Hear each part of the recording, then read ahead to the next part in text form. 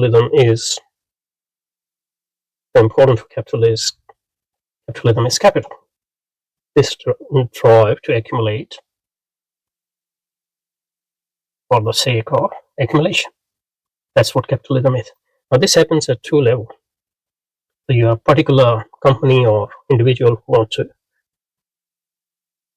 accumulate capital for the sake of accumulation for itself or themselves or herself. So that's a specific capital, particular capital. That can be at the level of firm, at the level of individual, at the level of state, etc. But there's an interest of capital in general, which means you're not concerned about making capital accumulation for the sake of capital accumulation for yourself, but in general, you think that's a good thing. That's a desirable thing, and you dedicate your life to that purpose. Okay. So this is the sort of ideological commitment to capital. You might not be making money for yourself. I mean, obviously, that's not your main overriding overriding purpose. So you are a soldier of capital in general, and capital as a way of life, as a civilization, whatever. So capital needs a state. So particular capital needs particular state, but interests of capital in general need a state as well to defend it, to safeguard it, to prepare the environment for it.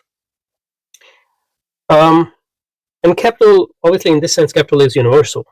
So it needs a universal state, but capital never had a universal state. So it had states which come close to being universal, but they both contradiction in all those states, in that they were also nation states. So they were also defending capital in a particular capital.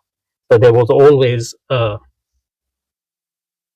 contradiction, tension between the interests of capital in particular and the interests of capital in general. Okay. So you had Britain.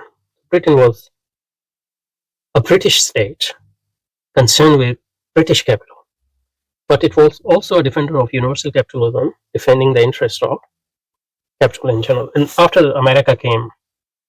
after Britain came America, because in America had the same problem.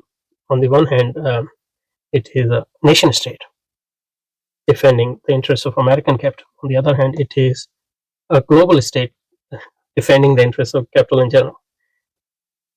And it can't do it consistently, because at the end of the day, it's a nation state, its political orientation is national, its legitimacy is nationalist. So it does defend the interests of capital in general, but inconsistently.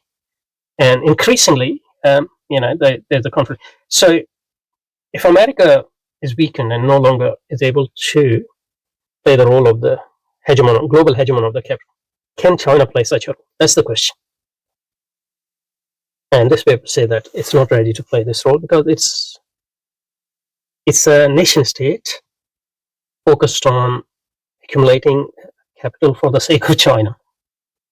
And that's this basic and ultimate goal. It doesn't have any pretensions to defend or look after the interests of capital in general, which any liberal American state cannot totally abandon, or even like Marxist state like Soviet Union never could actually abandon totally, even though increasingly can't play that role consistently. So this is the thing.